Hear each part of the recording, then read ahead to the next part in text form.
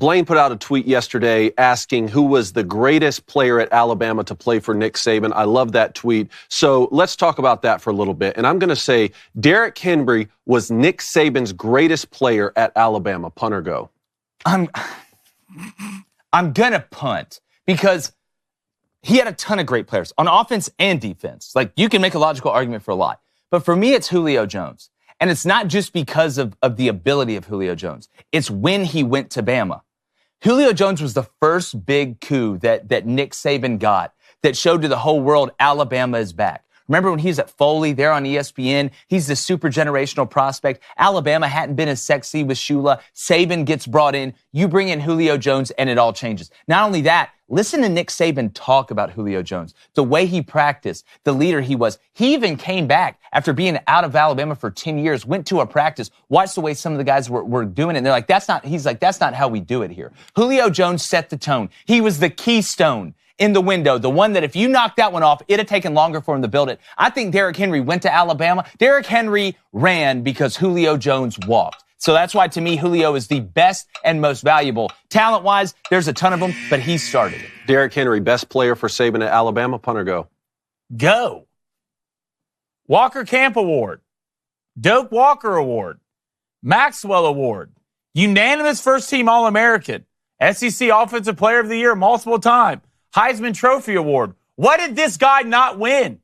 What did he not win at Alabama? And he was an absolute freak, just like Julio Jones was, but the guy destroyed college players since he stepped in Tuscaloosa. Derrick Henry, from a stats and an award standpoint, is probably the most successful player to be at Alabama. So Derrick Henry is the best guy Nick Saban coached at Alabama, and the stats and the awards show that. How much do you guys take into account their NFL success?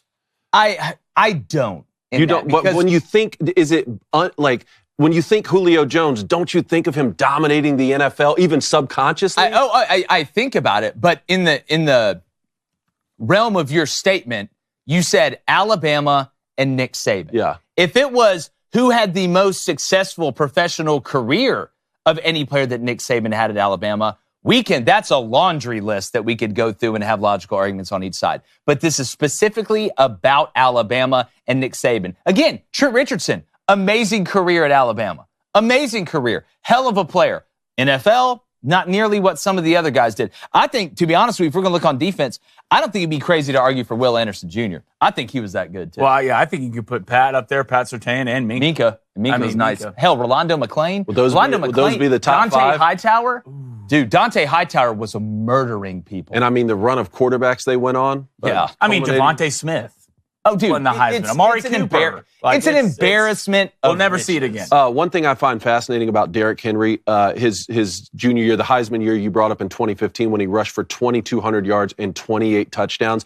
After he did that in the NFL, he's the only player to rush for over 2,000 yards in a season in high school, college, and in the NFL. But I just want to compare that to Mark Ingram's Heisman Trophy winning year, who also was a Nick Saban running back who won the Heisman, 1,600 yards and 17 touchdowns, compared to Derrick Henry, 2,200 yards and 28 touchdowns, at a time when it was still sort of running back by committee. Other guys were getting a lot of touches still in those days, right? Yeah, and it just, to Blaine's point, you'll never see a roster monopolized the way that Nick Saban did it. And the story Nick Saban told about Derrick Henry when he went on, I think, the Pivot podcast or whatever, saying that when he got to Alabama, he didn't know anything about pass protection. And one of the practices, the OC was just absolutely drilling him early in his career. And Saban went over to Derrick Henry and was trying to, love him up a little bit. And Derrick was like, Coach, in high school, he's like, I don't know any of this stuff. They just turned around and handed me the ball and said, go run with it. Y'all got to be a bad plan. Patient. I bet. No, it's the only plan. 12,000 yards rushing in high school. Notre Dame defensive coordinator Al Golden is leaving the Irish to return to the Bengals as their defensive coordinator. Remember, Al Golden came to Notre Dame from the Bengals, but he was the linebackers coach there. So my first statement, this is a 2-for-1 special because I want to hit the Notre Dame side of this and I want to hit the Cincinnati Bengals side of this. Talking about Joe Burrow, the historic year that he had, didn't even make the playoffs with Cincinnati. But let's start with Notre Dame. Notre Dame's defense will fall off substantially without Al Golden. Punt or go? Oh, I'm punting on this because Marcus Freeman's a defensive guy. I think he's entrenched an identity into that place. Not that Notre Dame's been horrible on defense before this, but I would think there'd be more of a fall-off offensively if Mike Denbrock left and you had to replace the offensive coordinator as opposed to the defensive coordinator. Marcus Freeman's going to have that defense right. You look at some of the young players on that Notre Dame team. Now, who knows with the portal? You look at their offensive line, they got a couple guys in there. But the secondary, they got some young guys that can play. So Al Golden, it is a loss. Will they be as good as they were this year? I would say no, but as far as a drastic or substantial fall off, no way. Al Golden, while he was great, there's some things in the national championship game that we talked about that we weren't really in love with. Hindsight's always 20/20, but I don't see a drastic fall off. I see a little bit of a step back, but Marcus Freeman's going to have that defense ripping, roaring, and ready to go. The defense led the identity for that team. They led the nations in takeaways and points off takeaways. Notre Dame's defense will fall off substantially without Al Golden. I'm going for this. I mean, what Al Golden did at Notre Dame was just absolutely remarkable to me. I mean, look, he only gave up 15 points a game. You led the nations in takeaways, 6 touchdowns on defense. And the one thing Al Golden did was, from a technical standpoint and from a development standpoint, you see what he did at Notre Dame. These guys knew exactly what their job was in and out. One of the best man coverage teams in the country. And what they did it well. And if you're going to do that, I know Marcus Freeman is a defensive guy, but at the end of the day, he's a head coach, all right? And you need that guy on defense you can trust, and that was Al Golden. So I do see a fall-off coming with all the athletes and all the talent that they had. And not only from a technical standpoint, from a recruiting standpoint, Al Golden was one of the best walking into a living room. So I can see a fall-off happening here. I don't think they'll be terrible, but they're not going to be even close as good as they were. So, Jay, who should Notre Dame hire as defensive coordinator to keep from falling off? You know, there's a couple guys, I hate to do this to Arkansas, but if I'm Marcus Freeman, the first person I'm calling is Travis Williams. Would he leave to take it? I don't know if he would. I don't know Travis, super personally. We know of each other. We've spoken before. But, as far as a guy that, is a motivator that could get that defense ready, but as a recruiter as well. Notre Dame recruits itself, but it doesn't hurt to put a little nitrous in the Lambeau every now and then. And I think Travis could do that. There's some other young guys out there, but Notre Dame, people want to go coach there. It's not going to be hard for Notre Dame to find a defensive guy to come up there who's worth his salt, because guess what? The guy who just left, it's not like he went across town to another college. He went up to the big boy show. Back to the Bengals. I do want to hit the Bengals side of this. So Al Golden joining the Bengals is the missing piece that Cincinnati needs to win a Super Bowl. Remember, they got there a couple years ago with Joe Burrow, but they lost it to the Rams. Blaine, I'll start with you. Punter, go. God, I'm going to go for this. Really? I'm going to go for this. I think Al Golden.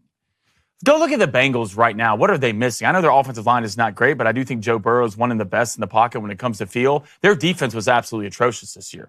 Absolutely atrocious this year, and that's the reason they lost. They weren't good. Go back and look, especially later in the season, their average was giving up 25 points a game, which is absolutely unacceptable. And you bring a guy in like Al Golden who can fix it, especially in the secondary. And go back to that LSU team with Joe Burrow. That defense wasn't great. All right, and hell, it was okay, if anything. I wouldn't even call them good, but it was good enough. If Al Golden can make the Bengals defense just good enough, even with their Super Bowl run, they weren't phenomenal. They would just pick their times where they would make plays, and I think Al Golden can do that when it comes over from a turnover standpoint. Al Golden is one of the best in the business at getting turnovers, and not the Bengals. If you're not going to be great, be timely on defense, and they could do that with Al Golden. Super Bowl for the Bengals, Punter, go. I'm going to punt on this. I mean, if being number 6 in the league in points per game given up and number 8 in the league in yards per game given up is atrocious, I don't want to coach in that league. Now, the Bengals defense, the Bengals. They give up 25 points a game. Number 6 in the league. They're ranked 25th in the NFL. I got number 6 in points per game. Let him have his time. Hold on. No, so, and again, nobody's saying the defense is perfect, right? There's a reason they're making changes. But when I look at the Bengals, Joe Burrow is your jump shooter. Joe Burrow is the guy that puts you where you need to go. You finished 19th in the league in sack percentage.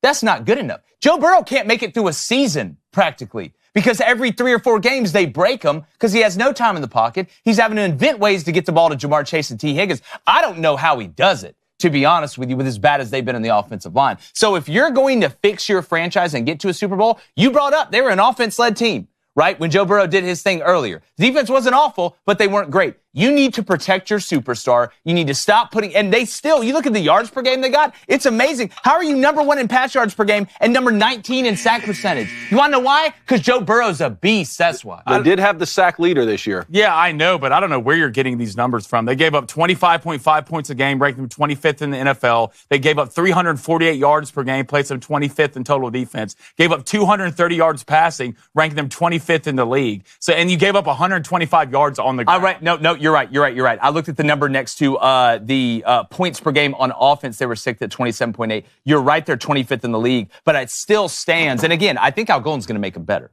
There's a reason that job opened up. And by the way, the website I use, Team Rankings, does a really good job. The number I looked to the right was different than the one on the left. But when you have a guy that is as elite as Joe Burrow is, that can put up those numbers on offense with a bad offensive line, and you fix that, even if you go from 25th to 15th on defense, that's good enough. You don't need to be a top 3 defense in the league. It's great if you are, but the first thing you need to do is protect Joe Burrow. What's up, everybody on YouTube? Hey, we're live streaming the AFC and NFC championships this Sunday. Make sure you don't miss it. And while you're here, make sure you subscribe.